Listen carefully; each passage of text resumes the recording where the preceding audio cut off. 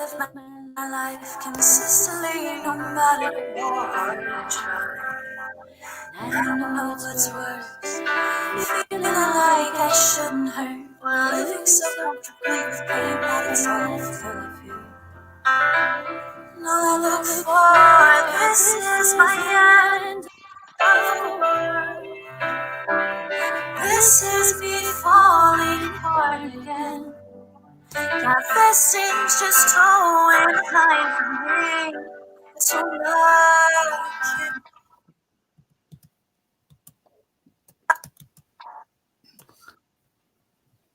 Hey guys, welcome to Punk Rock Storytellers Unplugged.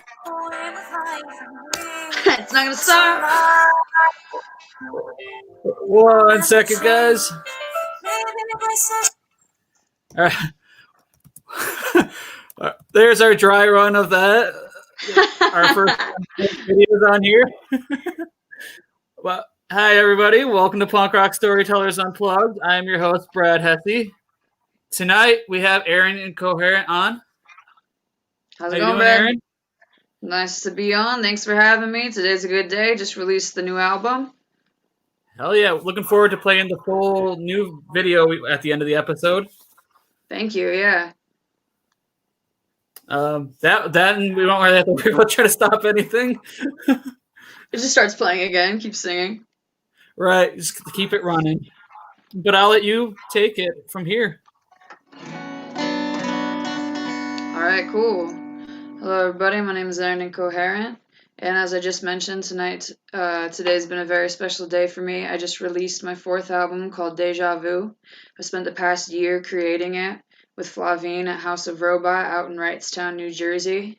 The entire album is about the past few years of my life, the woman I became when I was living in Philadelphia, how the life I had lived before that interacted and created situations and circumstance and events in Philadelphia that were very similar to things I had already overcome in the past. It was a culmination of me being able to look at myself, be honest with who I was, be honest with what I had done, figure out what was no longer serving me, how I was holding myself back, learning how to let those things go, and just moving forward. It's an album about transmuting a lot of pain into progress. It's about growth.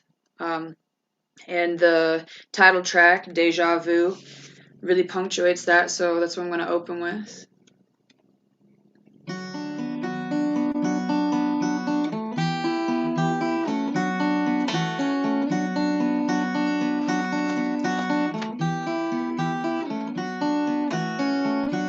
Resurrect all that is left. You'll have to start again. These changes won't save, but it's better that way. 'Cause you're trying to grow. Oh, it's so hard to grow. Oh, to trust in your heart when it's time to let go.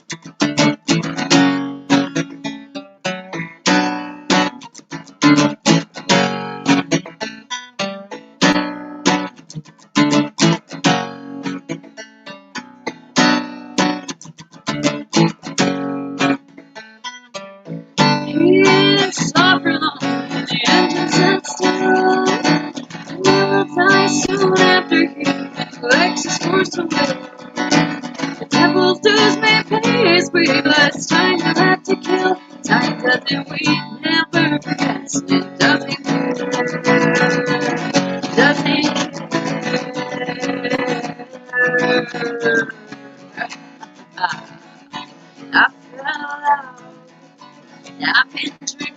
Who wants to know I should have paid some? What was I thinking? Who wants to know I cut them all out? Serves them right, it was a long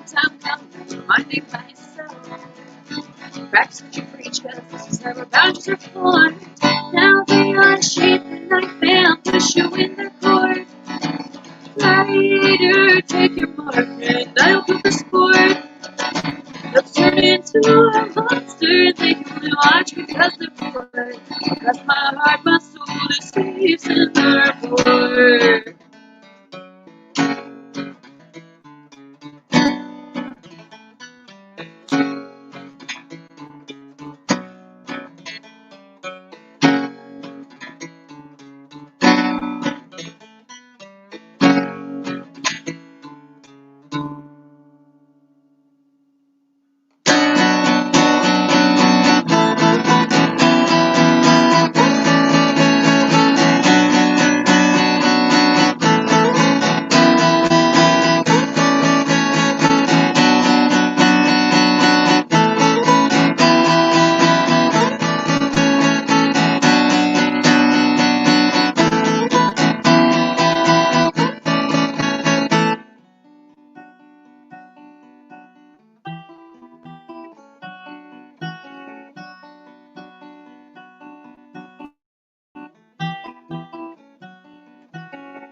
They yawn out of Poconos, tickles magnolia trees where the woodchucks are raising their daughters.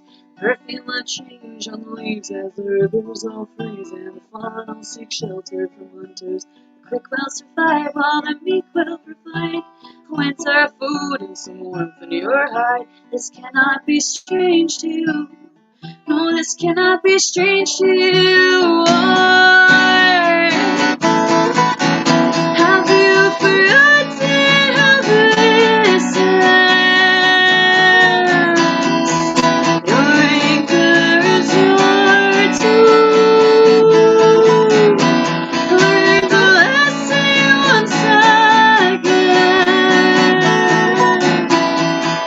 We're having deja vu.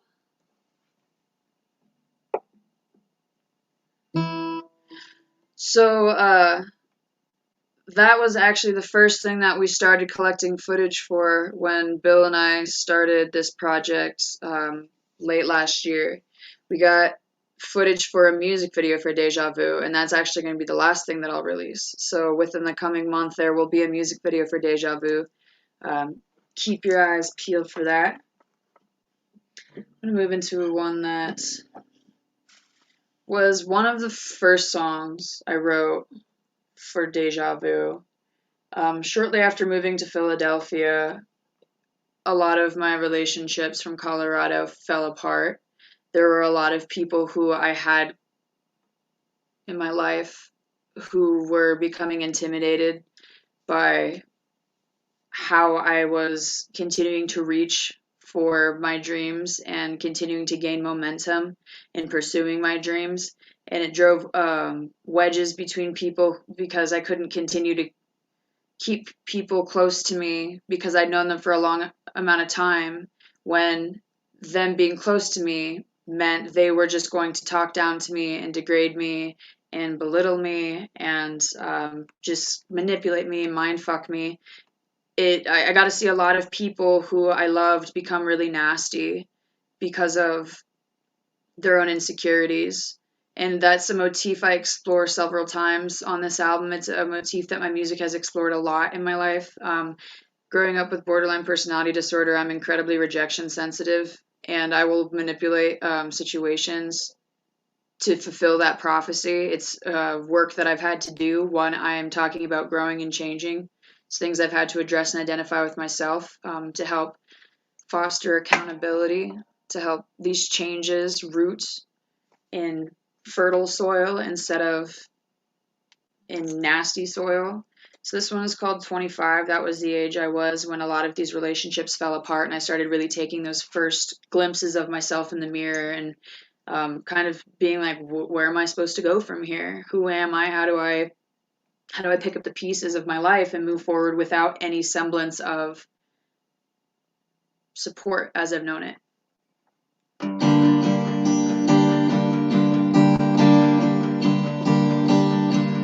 Another day, another reason, another changing of a season. I was pushing myself forward. Every day feels like the worst day of my life, and now I wish I never even tried. It's So ridiculously boring, just habitually avoiding any complex conversation. Seems the human race is doomed to live a lie. And now I must find how I will survive. Please tell me what I am. I don't feel like a man. I think I've bitten off more than I can chew. I'm scared of dying, but I'm scared of living too. I've never really felt like I belong. I don't feel like people listen who ever really want to talk. Just how I know dreaming of a life that feels like home. Somehow I must make it on my own. I wonder how else I should play what I know, as if I should make over the lesson that I'm learning just to repeat it before you got it right. It's something that I've learned 1,000 times. It's like you ordered not to show up, cause eventually you blow it. Their response is just outrageous, cause they knew you were this crazy the whole time. But the adage says two wrongs don't make it right. Please tell me what I am. I don't feel like a man. I think I've bitten off more than I can chew. I'm scared to tell you, but I'm scared of living too. Work on alone until I've learned my lesson 1,001st time show. It makes things less confusing when I'm the only one I trust. What could be as frustrating as what? What could be as frustrating as it was? What could be as frustrating as it was?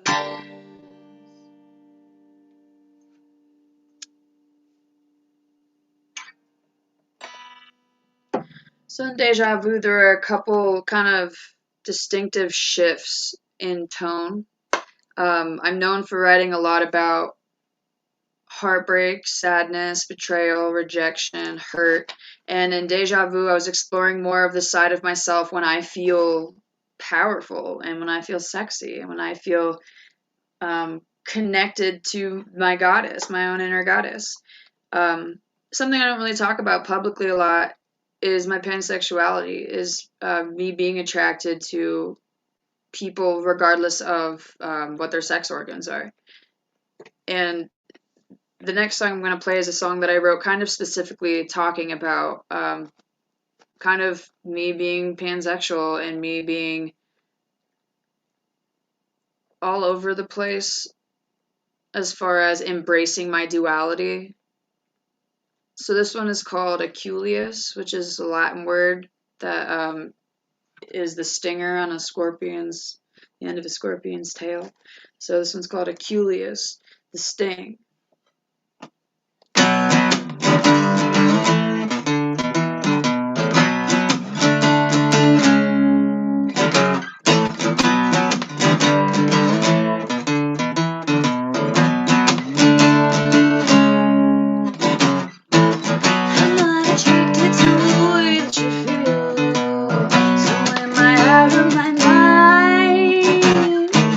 I'm way too anxious, so I can't keep it real.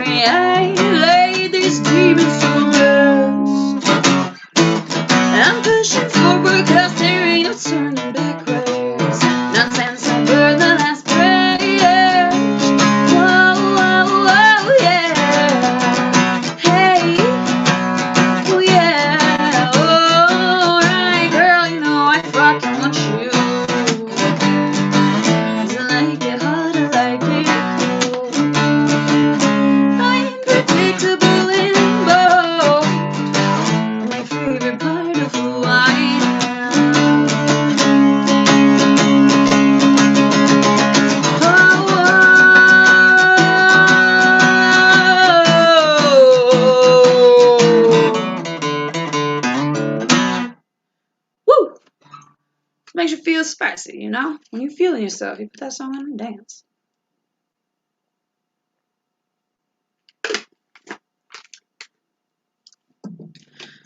So this album saw me through a lot of self-growth, as I've mentioned before.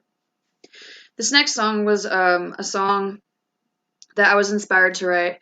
At the time, I was living with a roommate who I had known for several years. I thought we were good friends until it started becoming very apparent that the more I was starting to hustle, the more on my game I was, the more they were trying to knock me off my track.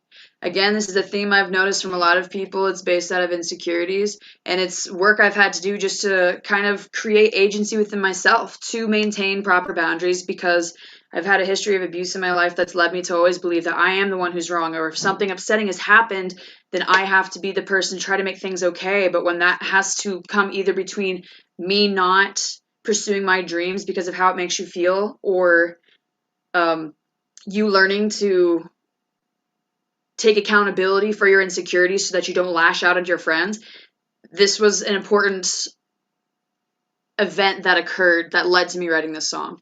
It was the roommate that I had started talking a bunch of shit about how wasn't I sad I used to be on a label, wasn't I sad that they dropped me, didn't I think I wouldn't have been there by now, and instead I'm playing crowds of nobody. And they were just saying this all with a smile on their faces. They were just trying to tear me down and act like it wasn't a thing.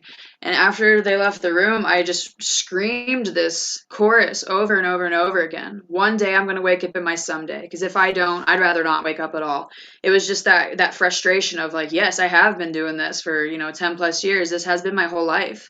In this journey, and to have people kind of throw that back at me, having times where I do think, should I quit? Should I shut the fuck up? Should I put down the guitar? Should I stop singing? And this was the song I needed to write to respond to that for myself. To date, this is one of the scariest songs I've ever written, because telling me that I'm going to show up and keep chasing after my dreams and keep loving myself, learning to love myself unconditionally, and knowing that as I grow and continue to change, I'm still worthy of that love and that adoration. This is called The Plan. So if that monologue resonates with anybody out there who's kind of having those similar feelings of self-doubt, sometimes you got to stand fucking convicted, and the lesson is to create the boundary and to harness your own self-worth. I guess I shouldn't hesitate to learn all that I can before it might be too late. I guess I thought I might have been there by now. I guess I didn't know it'd be so hard. Telling my mama I'm gonna make you more proud. Telling myself that I don't know how. As confusing as it seems, I'll still have our dreams. One day I'm gonna wake up in my Sunday.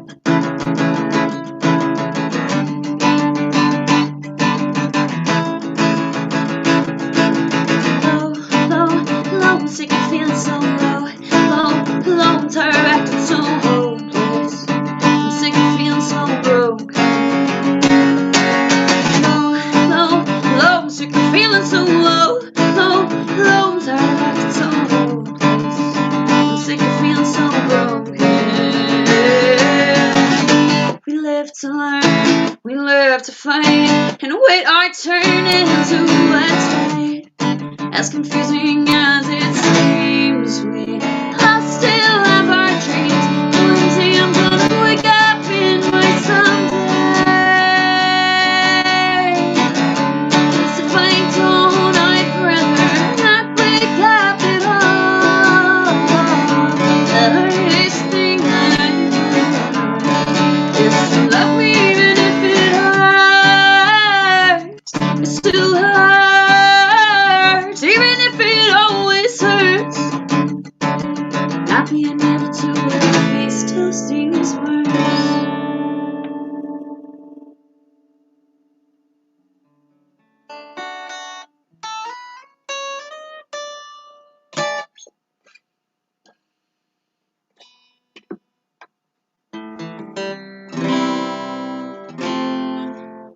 So this next song has two versions. The first version you saw a snippet of if you have been tuned in with us since the beginning. I'm going to play you the version that is on the album next.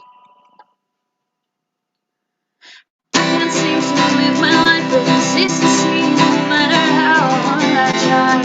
I know it just hurts. Feeling like I shouldn't hurt, living so comfortably with pain, that's all I feel. Not my love for. This is my end of the world. This is me falling apart again. Yeah, this is just totally the line for me. There's no acting, people never change. Maybe this is just growing up. Friendships keep falling apart for me. So maybe it's naive to try to think that I should just keep getting. No, it's my turn, give me time. Everywhere I wish you were. Still with me every chance you can make it hurt these days. You make everything worse. Can't help being who I am. I try so hard, I clearly every turning on. I don't know which is worse. They say your past can't haunt you. Oh, nowadays they try to undermine you. Whoa, this is my end of the world. This is me falling apart again. Yeah, this is just totally lying for me. 'Cause when I get people never change. Maybe this is just growing up. Friendships keep falling apart for me. So maybe it's naive to try to think that I should just be giving. It's my turn, give me time. And I said, this is my end of the world. This is me falling apart again. Yeah, this is just towing the line for me. 'Cause when I people never change. Maybe this is just the way you said I never make it, so my heart just couldn't take it. Friendships keep falling, and nothing that I say would change your mind or make you kind of take a time for me. So is it naive to try to think that I should just keep giving? No, it's my turn, give me time. Give me time, it's my turn, give me time. It's all gonna be fine, it's my turn.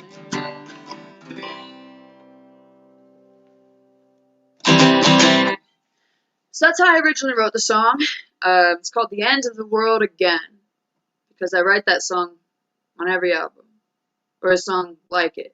A song talking about how I hate my friends, how I'm not able to connect with people I used to be able to connect with, how friendships keep falling apart for me, blah, blah, blah. So that was the kind of frustration behind it, the tongue-in-cheek effect of the, like, yeah, it's my end of the world again, here we go, here's me falling apart.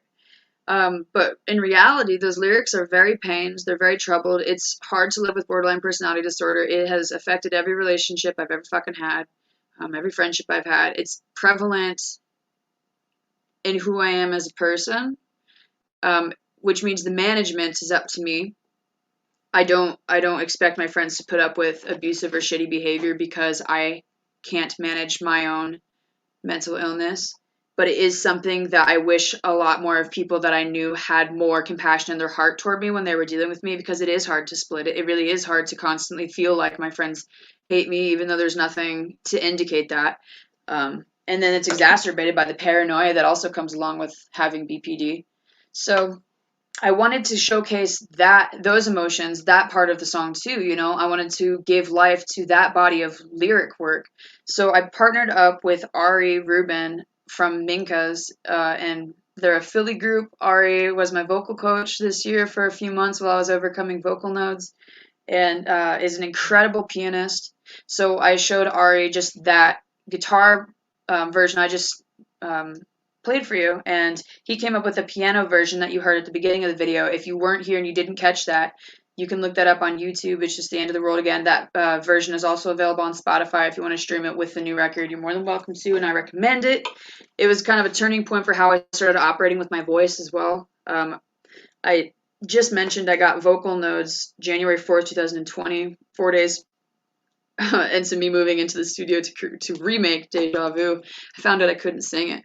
So it was a really, really scary for me to try to think about my life in the terms of not being able to sing anymore.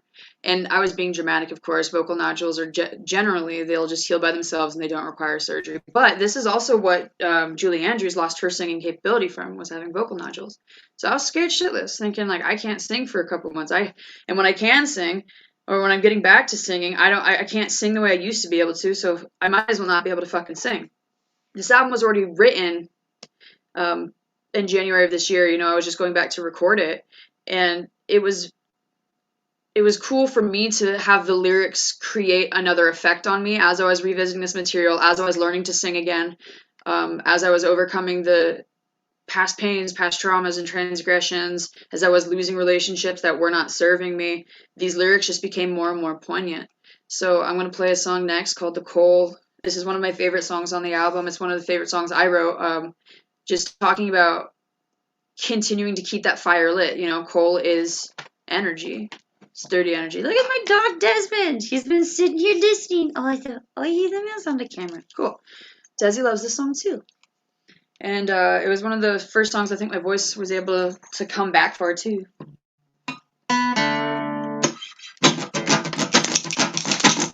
Maybe it's your time to fight, time to feel. You do not just what's right, but will help you heal. 'Cause now that the storm has lifted, it's left me with this view. What the hell will you do?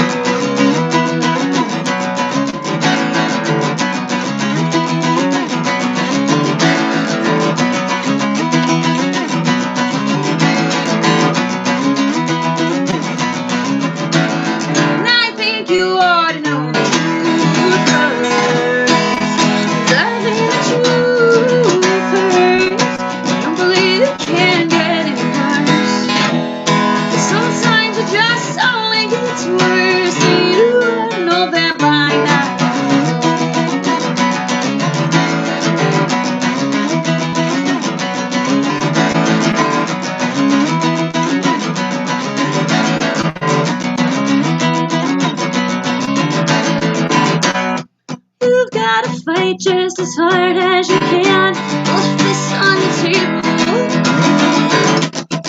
You've gotta know when it's time to let go, just as soon as the rain falls. Oh, you wash up on the snow, keep me alone like the evergreens. The winter nights in the growing growth, time must have a price, curbing the habit and cutting the debt weight. 'Cause maybe it's your time to fight, time to feel. Do not just what's right, but will help you heal. Now that the storm has lifted, it's left me with this view. What the hell will you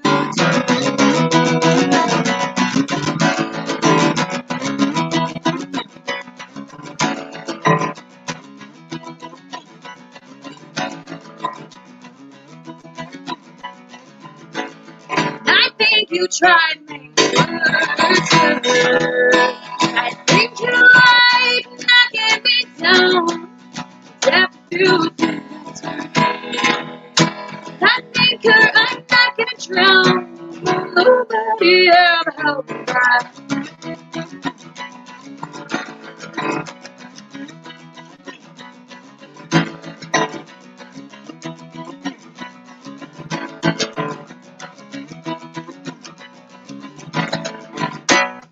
You've gotta learn how to focus your goals, to harness your power.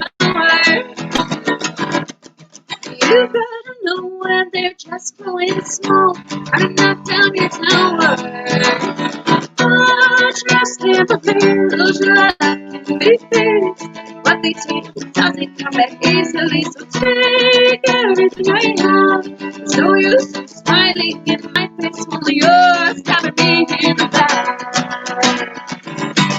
Right in the back, we really inside. Ready to fight for this. Time shake the feeling, baby, it's my time. Time to fight, time to feel. Do not just what's right, but will help you heal. Now that the storm has lifted, it's left you with this. It's up to you what you do.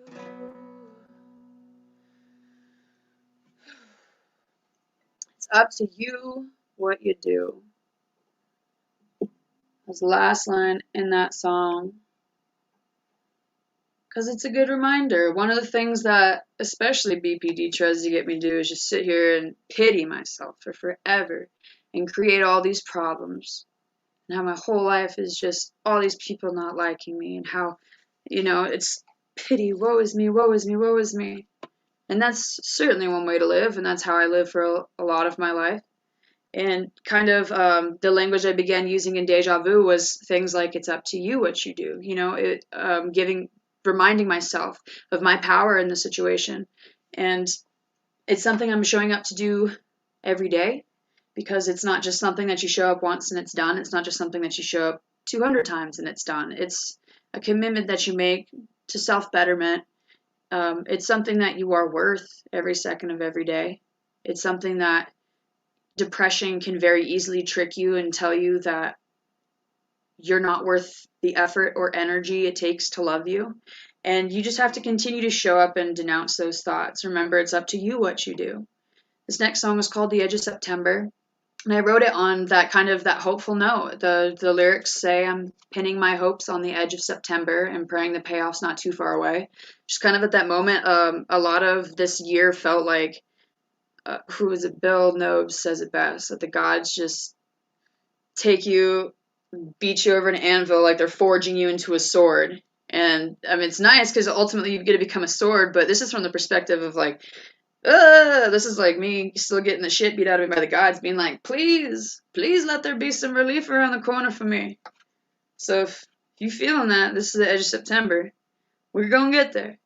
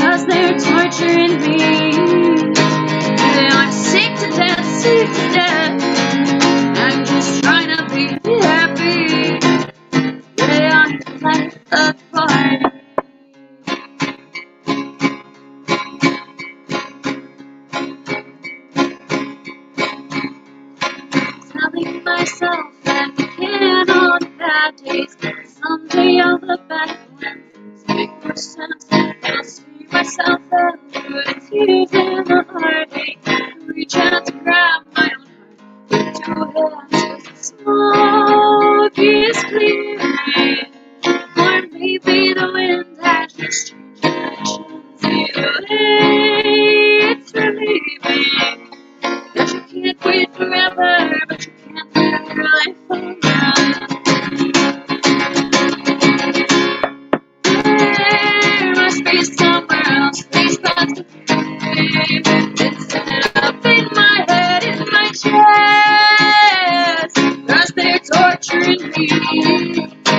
Yeah, I'm sick to death, sick to death. I'm just trying to be happy. Yeah, I'm like everybody. Well, I got the reason, cause everyone's eating on no one feels better. I've seen where emotions like tsunamis, you change your perspective. Or you got the reading. Yeah, oh, you better act fast.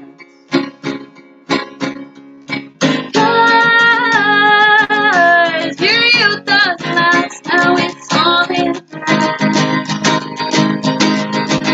So I'm putting my hope on the edge of September. Bring the balance to far away. Trying to focus and change for the better. Breakdowns, cause breakthroughs, I'm reminded each day. So if nobody hears me, my soul will still echo with me. In a place where everything's been seen. Take past the shadow, remind us we're part of the night.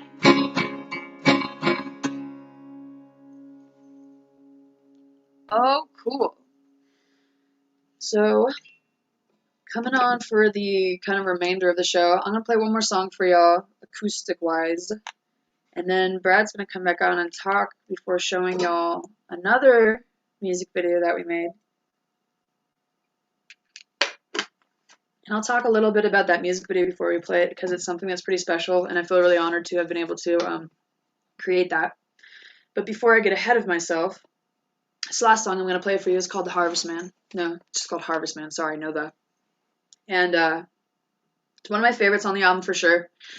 This song I wrote about Fort Collins, Colorado, which is my hometown. It was from a feeling of homesickness for a home that didn't exist anymore. It was more of like, the place and time that you miss. And the chorus says, when you take me, bring my bones to the mountain. So it's just talking about bringing my bones back to the Rocky Mountains when I die. Harvest Man starts with all these just crazy fucking instruments.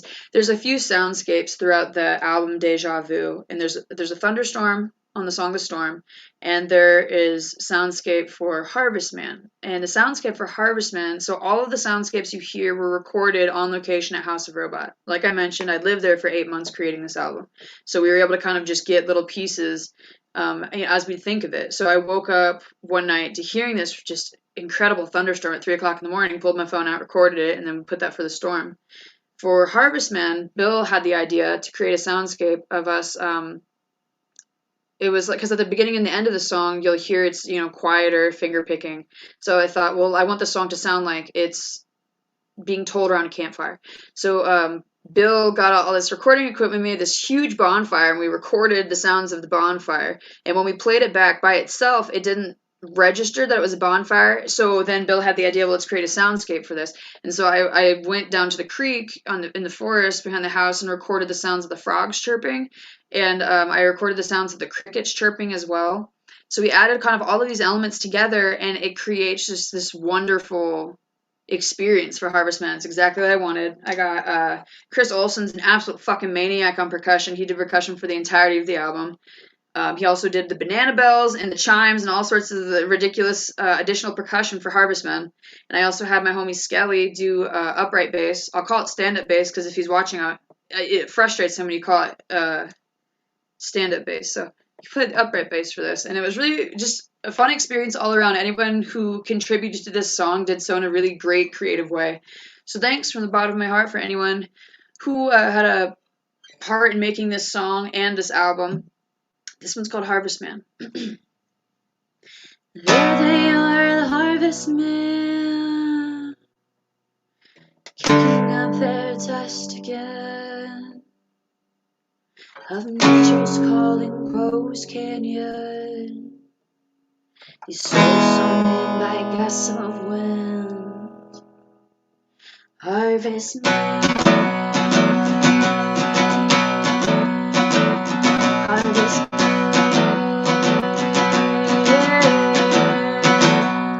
They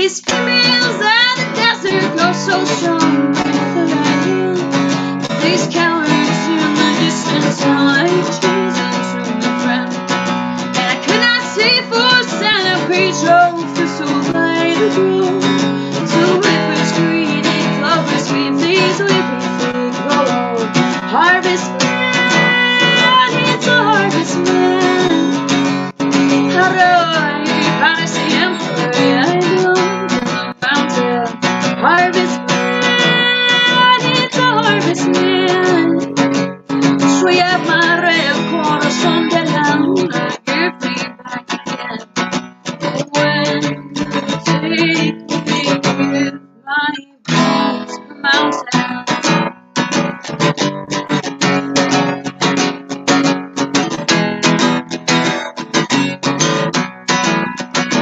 The coyote still will sing to me if they can see the stars. I feel the pulse inside me, all of them strange and dark. I could not speak for as the leaves started to fall, and I could not leave the shame of fear of death's ferocious call. Harvest man, it's a harvest man.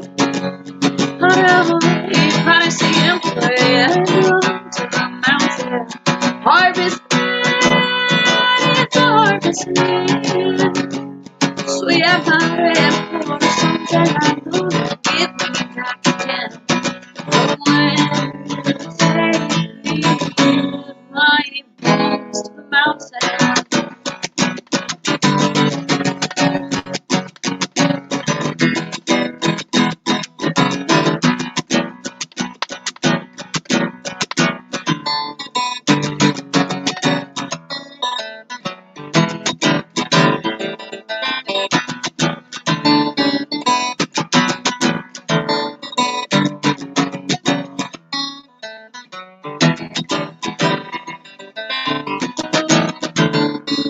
I smell it now, it's everywhere, it's part of who I am.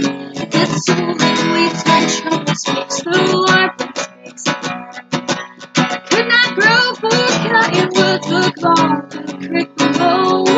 And I could not ask to take things back when it begins to snow. Harvest man, it's a harvest man. Hello, fantasy and play and run to the mountain. Harvest man, it's a harvest man.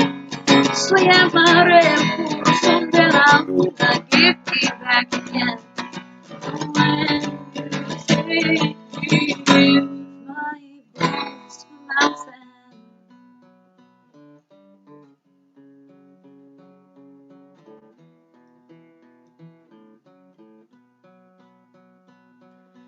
Eager stack of lilacs wrapped found placed upon my door.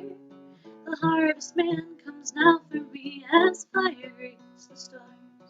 And I could not grieve, for silently I knew just where we'd go.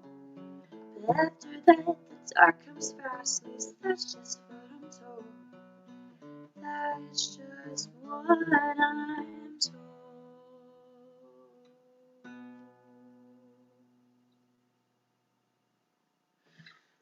Thank you.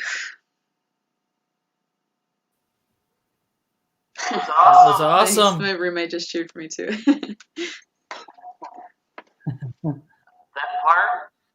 That part where you talked about getting nodes. Where I talked about what? Getting nodules Oh, did you have nodules? nodes before? 4 years ago. It's scary, right? 4 years ago. Yeah, because you're used to being a musician. Yeah, because you're used to being a musician, and then being able to what am I sing gonna do now? effortlessly, and then suddenly, not only can I not sing effortlessly, it's requiring a lot of effort. It's painful. I'm not hitting the notes. I was literally in rehearsal with the drummer, trying to sing. The day that I was like, something's wrong with my voice, because I knew for a while. I'd been practicing every day for an hour. I did like 70 shows the year before that, so I was just like using my voice, and then I started really projecting, and I was using it not sustainably. So it was weird that like having nodes translated to a lot of like the spiritual work that I needed to do as well, because it was both about finding sustainable ways to project, you know? Oh, yeah. Fucking crazy. Oh yeah. Well, I think that's because a lot. Yeah. Well, I picked out too because I thought Blake from Yeah. Jawbreaker had to have surgery. So like that was like, well, shit. So like that was like, well, shit. Yeah, straight up. I can't Yeah, afford the that. doctor just like looked down my throat with the tube thing and was just like, oh, there's nodes. And I was like, what does that mean? Like, am I gonna be okay? He's like, yeah, it's fine, it'll just go away. But it doesn't feel like it. And then I just got afraid about anything. So then when I got pitchy at all in any regard, it was crazy because it became like, it went from being something I did naturally with like no effort to being something that was like all of my focus and effort went into. So I'm finding a balance out of that now and getting more back into what feels natural, but it has been just needing to explore how I access my range. I guess I can put this down now. For me, it was like a lot of freaking out and drinking tons of water because I heard that would help. Did it?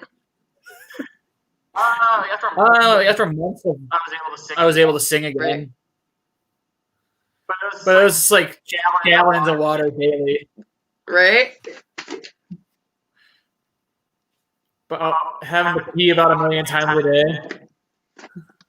Yeah, that's the thing. I can only drink as much water until I'm like completely hydrated, and then it doesn't do anything else for me. Right. So this is your fourth album? This is my fourth album. Yeah, I have Ha Ha Ha, Mishitsky, Medusa, and now Deja Vu. Awesome. Yeah. Like, so how long have you been doing before you did the first album? Before I did what album? The first one? That was released in, I think, 2011 or 2012. The first album. I'd been making music even before that. There's like a certain amount of songs that I wrote that were never recorded. Because by the time I got around to actually recording, I had so many songs. It was like, what are the songs that are my favorite, that are the best songs I've written, and let's catalog those. Are you like very much a perfectionist when it comes to like writing albums, or? No, I'm not even really a perfectionist, I guess, with my music. It's just like my music is autobiographical, so I think that's how I know when an album is done, is when the story's been told, when like the amount of progress that I'm like singing about, or that phase or chapter of my life, once that's completed, then I feel like that's like the album is done.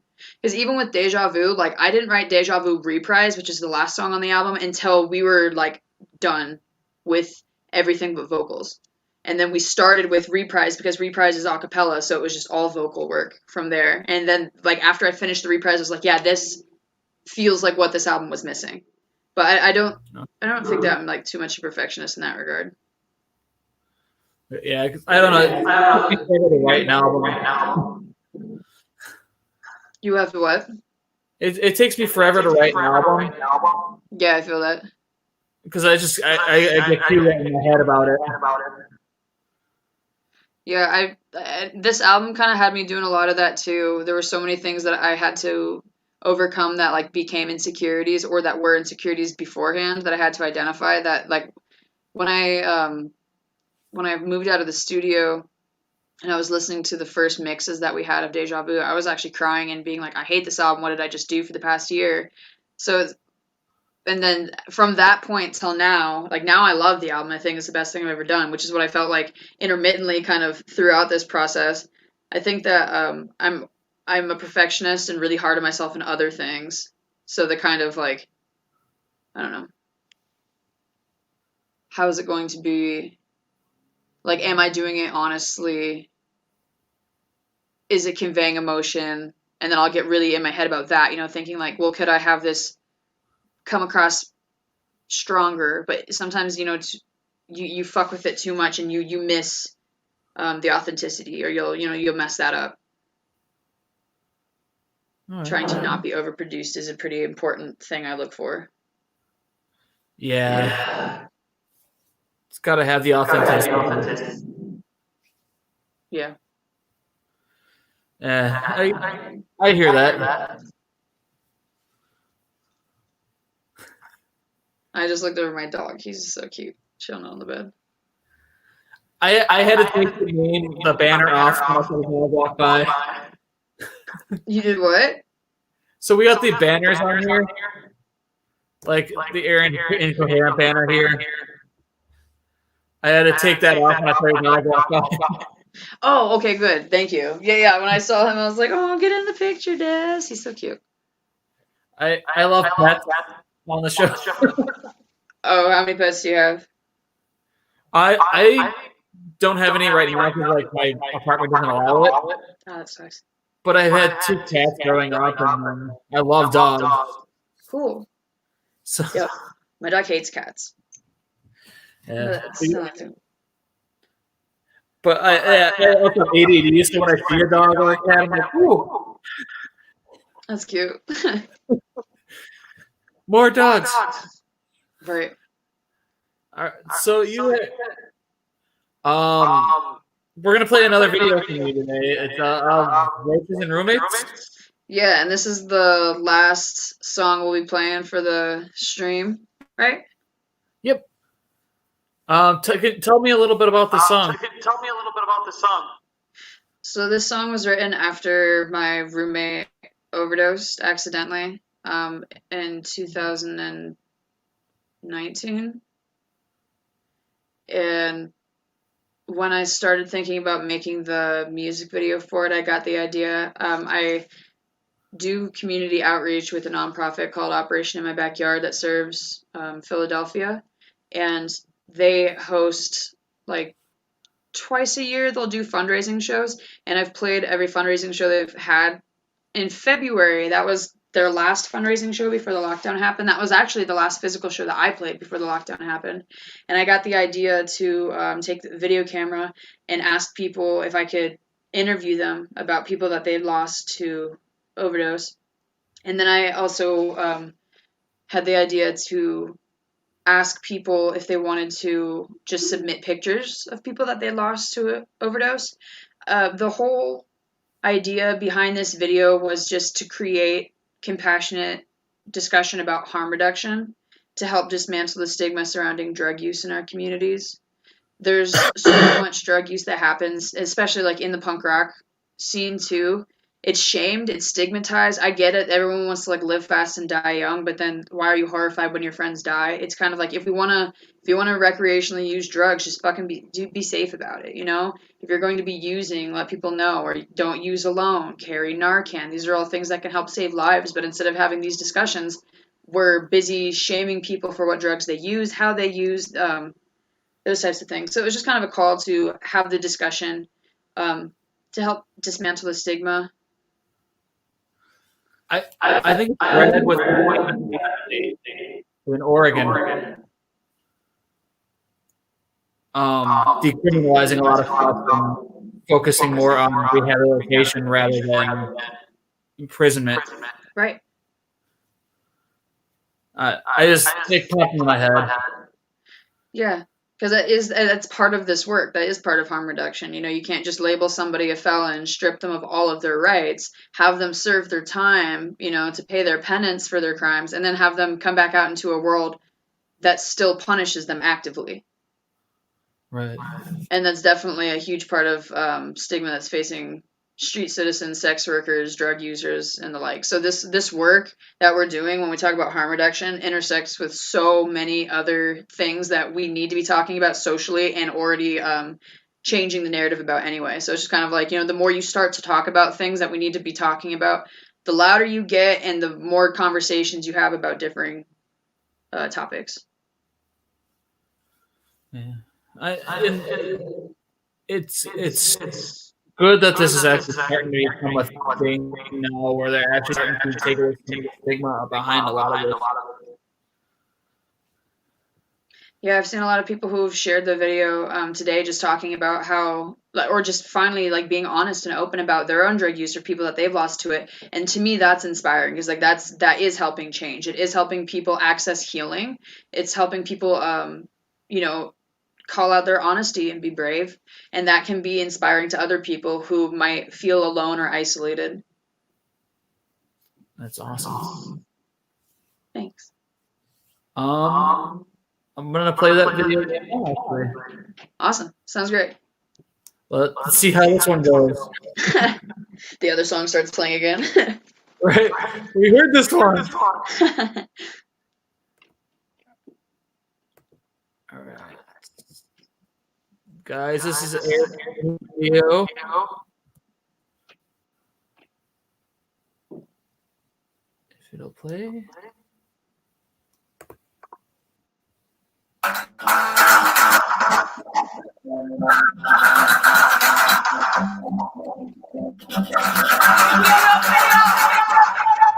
Did they die? He did. Was it their first overdose? It was his first. Who were they to you? He was my cousin. How did you find out? I was away at college and my family called me. How has it affected how you view opioids and addiction? So he was the first person that I ever did drugs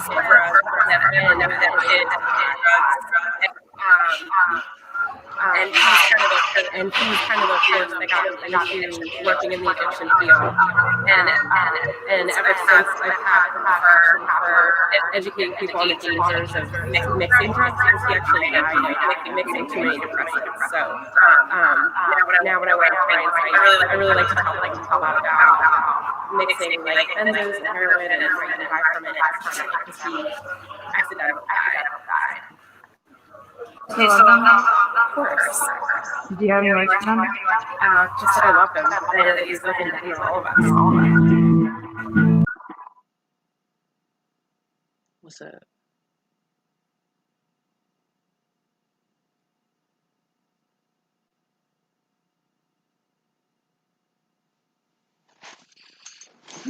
Oh, yeah.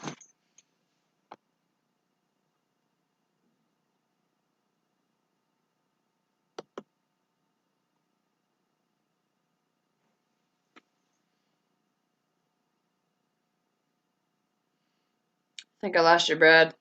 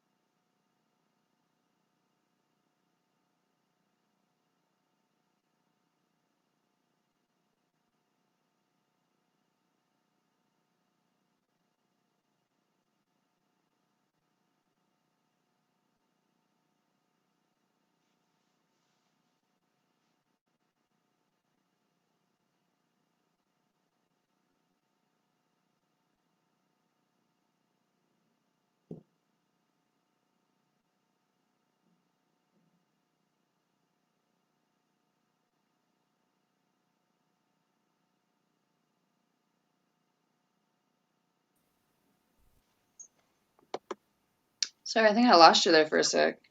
Yeah, everything dropped on my end, so it was like, ah! Oh, that's cool. I mean, did you get dropped again? No, I just accidentally bumped my control. Oh, okay. Well, I mean, people can look up the video on YouTube, on Facebook, on Bandcamp if they want to search the song Of Roaches and Roommates. We're not going to be able to get it played tonight, but thanks for having me on. It was awesome. Like, and come back anytime. Like, Hooray! Yeah, and Deja Vu's for sale online, or you can stream it for free if you'd like. It's on Bandcamp, Spotify, Pandora, Google Music, all the places you find music is where to find Deja Vu. Hell yeah. Cool. But Erin, thank you so much for coming on. Thanks for having me. Have a great night, Brad. You as well. Thank you.